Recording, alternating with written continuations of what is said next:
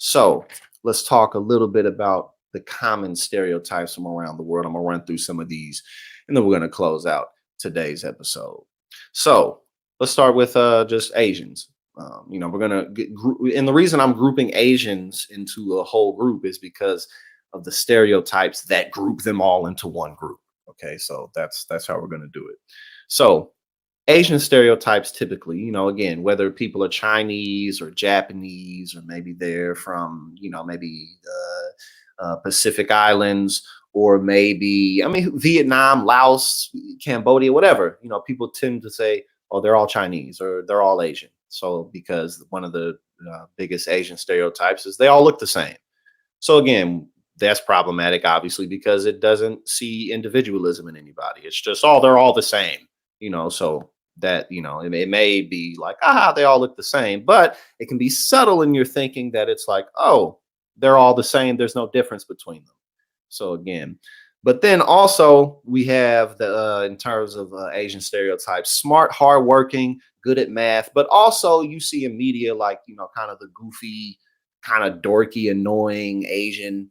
So it's kind of simultaneously within media that people are portrayed this way in cinema. And again, that can have negative impact because it goes into how we see, people who are, yeah, especially Americans, how we may see Asian people like, oh, you're good at math, right? So, that'll close the door into thinking they may be good at other things, or maybe they should have opportunities in other industries because you have to be good at math, or it can be an issue, especially when people hold you to certain degrees because of their stereotypes. And when Asians first, the Chinese specifically, really started to immigrate into the United States in the mid 1800s during railroad expansion, that's obvious. That, of course, is when they were accused of taking our jobs. They were accused of taking white Americans' jobs.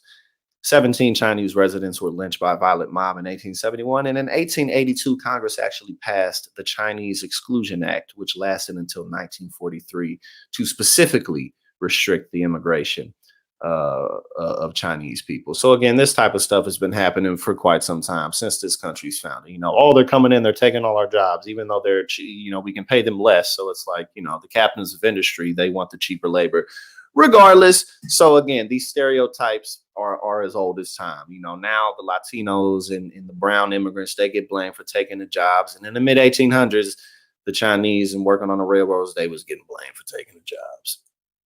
The sexualization of Asian women as sex dolls. Well, this definitely is an issue in the Asian community, but let's be honest. I mean, the women are over sexualized, period. So that really kind of stems for all women and pretty much all groups, but specifically a lot of the Asian tropes will over sexualize Asian women. Then another common Asian stereotype is that Asians can't drive. People are always making fun of Asians in their eyes. And then Asians eat dogs, put cats in their rice.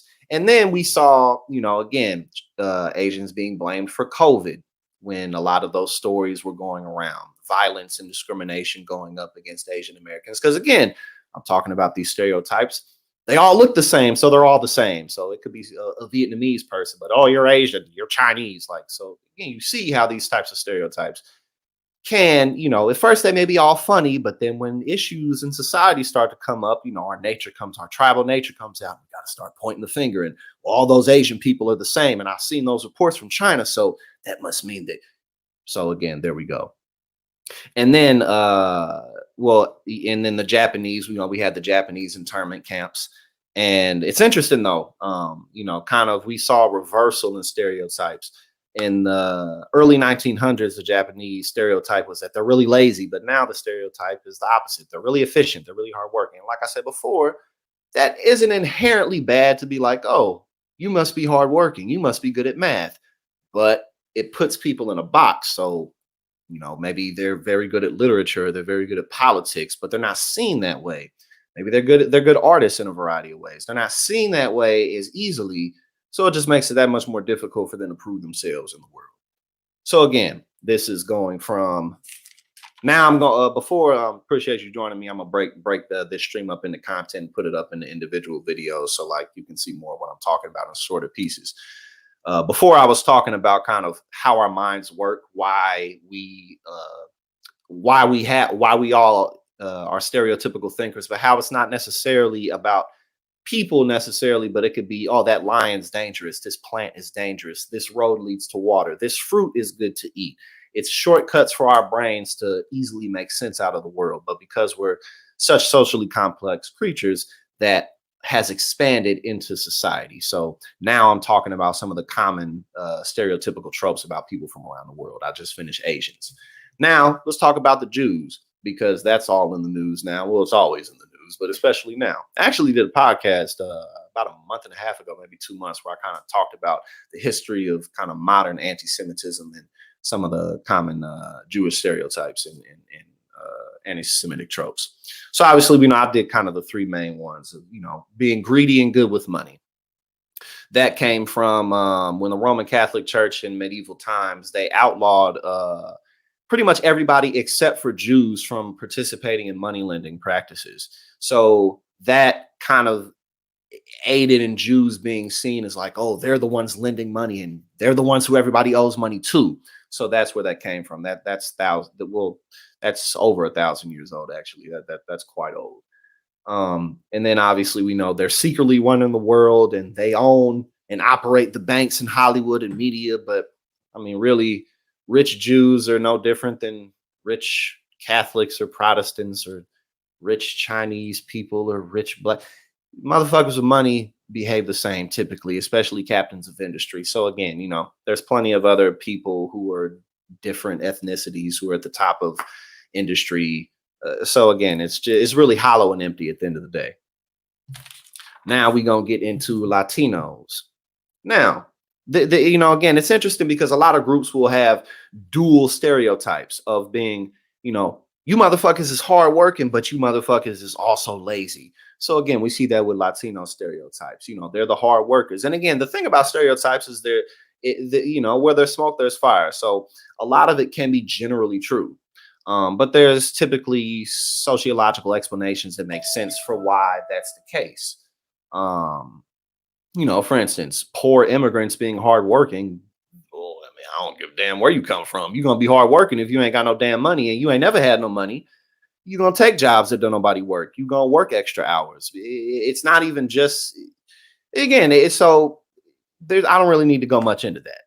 But again, but also you're lazy because you don't want to work. You just want to mooch off the system, even though if you're undocumented, you're not listed like in the system at all. So you can't get benefits, but that's besides the point. So again, we see how this can be problematic because you're hardworking and you want to do the work. That puts you in a category to where we can kind of shit on these workers because they broke and they ain't got nothing. But also when it's convenient, we can say you're lazy so that it makes it easier to box you in and kick you out. So, we got that. And then obviously with the Latinos, they're the face of, the right wing, illegal aliens, illegal immigration. People coming up here from whether it be Mexico or anywhere in Central America or South America, they're all kind of painted as the illegal immigrants right now, especially. Where again, as I talked about before, pretty much anytime any group of people came into this country for whatever purpose, they've always been looked at the illegals. They're taking the jobs, they're taking away our opportunities from the good old white people. You know what I'm saying? So, and obviously we know cocaine and the cartels and the drug trafficking. You know what I'm saying? Because as we know, they just put it on their backs and run over the border with it. Y'all seen World War Z where like the zombies is just like, rah, and they like climbing up the walls. Like that's how like Fox News imagines Latino immigrants coming into the country. They just like, rah, like with coke on their backs and they're just like running in the middle of Arizona. Like, rah. Obviously we know that's not how the game goes down. There's a lot of corruption and, tons and tons and tons of drugs are not coming into this country without cooperation. We know that. I'm not here to talk about that. But nonetheless, they're the ones getting blamed for all the drugs, even though we're the ones doing it. So, and again, then the hypersexualization of women, but also like I pointed out before when I listed that for Asian women are hypersexualized pretty much across the board. So I'm not even going to keep listing that for different groups because that's kind of universal. Men in different, like for instance, like African American men are very sexualized over other groups of, over like white men, for instance. But like women across the board, pretty much, are just looked at it in terms of kind of broad public media. Women across the board could be looked at as sex objects. So that's pretty universal. But again, not all stereotypes are bad. So again, Latinos also have the stereotypes of being, great dancers, cooking very good food, being lots of fun, enjoying life. So again, it's not that stereotypes aren't necessarily all bad. Good stereotypes can lead to negative things. For instance, like Asians are good at math. That can put them in a box. And it's not necessarily true across the board. But hey, I mean, shit, y'all know how to party. Y'all know how to kick it. I mean, I don't see nothing wrong with that. So, and then, but also, again, they're the cooks and the housekeepers and the cleaners and stuff like that. So now let's talk about African Americans. Now we're going to talk about stereotypes for African Americans. Now, even though forced labor built this country, once the slavery ended, then, all of a sudden, black people was lazy and unmotivated and didn't want to do nothing and all that shit. You know what I'm saying? The people who forced them to build the country so that they wouldn't have to, I mean, plain and simple, is free money. I don't got to pay y'all. I'm just going to keep the money. Those people called them, lazy and unmotivated. And obviously that's just a bunch of BS. I don't even need to go into that more. But then, African Americans, black people in this country are painted the most heavily, even deeper than Latinos, as criminals and thugs and just bad news. And not just what you see in news reports, but also like in media. Maybe shit, 90% of the black movies that come out, maybe higher than that, it's another, some thug hood story. Like it's like, oh, like, black people do nothing but criminal activity. Like, where there's no black doctors, there's no black biologists or inventors or just cool motherfuckers doing cool shit. No, we're all like, I used to sell drugs, you feel me? But I do a lot of other shit and I moved past that. So it's like, but again, you can see how that contributes to someone who lives in a neighborhood or in an environment where there's really not a lot of diversity or any black people at all. So it's like you grew up your whole life and all you saw was hood thug stories and movies on from BET and shit, which isn't ran by black people either, but you grew up and you saw shit like that your whole life. Well, obviously that's going to paint that picture. It's like, oh, well, black people are thugs and they're dangerous, even though blacks and whites consume drugs and sell drugs at the same rates when you look at poor neighborhoods, because it's just a reaction to poverty, whether that be motherfuckers breaking in and stealing shit. It's all the same across the board. So again, we can see how media, cinema, TV can play a big part in just painting pictures of people and stuff like that. Another, stereotype of African Americans is, again, I mentioned the over sexualization of African American men. There's really nothing more than just sex objects, especially you look at who dominates athletics in this country. You know what I'm saying? Like, so a lot of that from slave breeding practices and just having, so I'm, unintelligent, always late, which is kind of funny, because I'll be late than motherfucker, but everybody be late. But, and then obviously the black on black crime stereotype, it's just an overused BS metric because everybody be doing crime on everybody. And then the no fathers in the house, which is, that's a complicated subject. But again, it's just a lazy trope to say, oh, ain't no black, there's no fathers. Like, yes, there are. You know what I'm saying? That's a lie. My mother and father have been married for shit damn near 40 years now. So, I know that from experience, but it's just a common trope to say that they don't care about themselves. So why should we care about them? But another a good stereotype that the black community has that is true is that, black people set the styles and the trends. Music from around the world, dance from around the world stems from Africa in some type of way. It stems from black people in this country in some type of way, or stems from slavery in some type of way, whether that be South American slavery, Caribbean slavery. It all stems from there.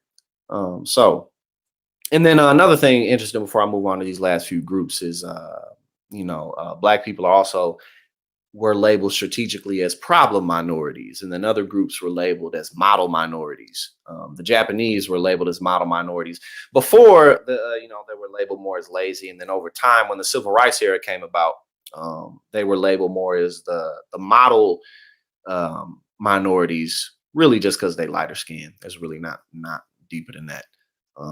And blacks were labeled the problem minorities because they darker skin, and because there's more of a direct history of just wrongdoing. So now we're gonna move on to African stereotypes.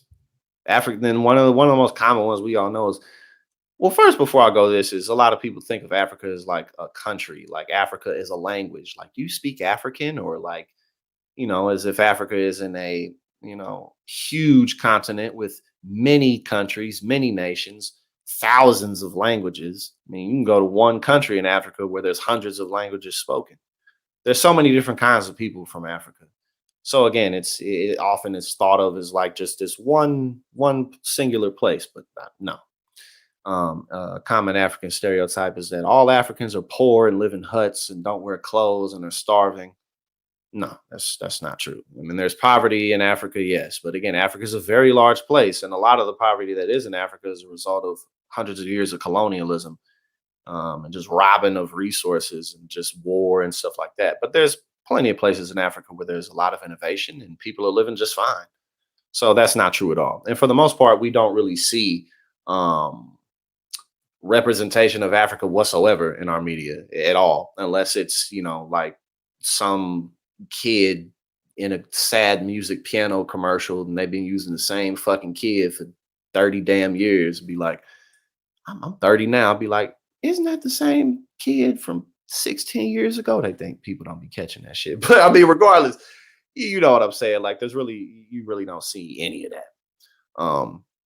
And then, a positive stereotype of Africans is that they always happy and dancing and enjoying life. And hey, I don't see nothing wrong with that. You know what I'm saying? All my African friends, they be kicking it, man. And some of the best damn music period of all time. But some of the best music coming out today is Nigerian. Those motherfuckers be rocking, man. That shit was, man. Yes, that's a good stereotype. Matter of fact, I feel like kicking it right now. It's the weekend too, so we're gonna see what's up. A Nigerian stereotype is that they're all flashy and they wear a lot of cologne and shit, which, I mean, again, some of the, smoke fire, like Nigerians, that they're very proud people, and yeah, they're very stylish. That's not a bad thing either. And I don't think it's supposed to be a bad thing either, but yeah, that's definitely a part of, at least all my Nigerian friends. Nigerians are very stylish, very proud, but in a strong way. You know what I'm saying? Not in like an annoying way or like a fuck you type of way. Nigerians are very strong people, very stylish, and they be kicking it. And then another stereotype is all Africans. What up, Jessica? How you doing? Appreciate you being here. Another stereotype is that all Africans are dark skinned, which no, I don't even need to get into. I don't even need to get into that. Shit, this is Africans lighter than my light ass. I'm about as light as you can get when you black, because I'm half white. My dad's black, my mom's white. You feel me? I'm light skinned in a motherfucker. And there's plenty of Africans over there that's just as light as me. You feel me? So it's all over the place. And then we got we already mentioned that it's kind of thought of as a country in a specific place, which is obviously ridiculous. Now we're gonna get into Arabs and Muslims. I only got a couple more, and then we're gonna close it out. Arabs and Muslims, obviously the biggest trope is that they're all terrorists after 9/11, especially. That really went up. There's a lot of destabilization, a lot of war in the Middle East, but a lot of that actually was caused by the United States. But that's a topic for another day. But I don't really need to go into how that's harmful. Because a terrorist is, that's about as threatening of a person that you can imagine. So to associate Arabs, Muslims, people from the Middle East, people from North Africa, whatever, like, oh, you're terrorists. Well, yeah, there's not much room for grace or empathy there, is there? So that you see the issue there. Another stereotype that especially I'm familiar with, like I live out here in Jersey, New York area, is that Arab women are high maintenance and spoiled. But I mean, Women can be like that and women cannot be like that also. It depends on the person. So I don't really know if that's really specific to Arabs and Muslims. Another one is very loud, flashy and polished style, and a few things like that, which again could be true, could not be true. But again, the most damaging of them obviously is that they're all terrorists. Indians, corner store owners, doctors and tech nerds, snake charmers. They all smell like curry. They all do arranged marriages. But again, like I can go from country to country, ethnicity to ethnicity, and there's a bunch of negative stereotypes. There's some positive ones, but the main point is that being able to recognize what I went through, and again, I'll break these videos down so you can see more of, kind of the segments. But what I talked about at the beginning was kind of why the human mind looks for shortcuts, which is really all a stereotype is, and how it's not all bad. It helps us to survive. It helps us to recognize things in society and nature around us as dangerous or good. Again, it's just our brain looking for shortcuts. But being able to recognize that is the key, because if you can recognize that that's how your mind works, and you can kind of start to pick up patterns like, am I being lazy about how I think about this person or these people? Am I really giving them a chance? You know what I mean? Am I really being open? Do I need to change my thinking? And the more aware we can become of these types of ways we think, the more we can just be constructive in society and actually change it. You know what I mean? Because oftentimes we're not aware of the shortcuts that our minds do take.